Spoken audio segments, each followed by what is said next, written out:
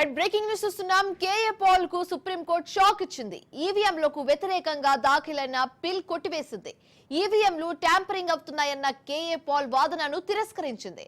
Ballot విధానం మళ్లీ ప్రవేశపెట్టాలని KA Paul ప్రజా ప్రయోజన వాణిజ్యం దాఖలు చేశారు. పిటిషనర్ వాదనలో బలమైన కారణం లేదని తేల్చి చెప్పింది సుప్రీంకోర్టు.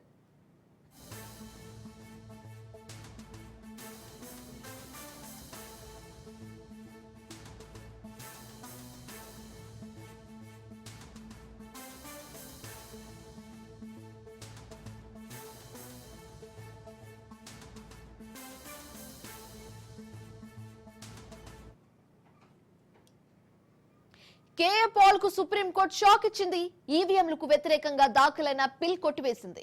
ఈవీఎంలు ట్యాంపరింగ్ అవుతున్నాయన్న కేఏ పాల్ వాదనను తిరస్కరించింది.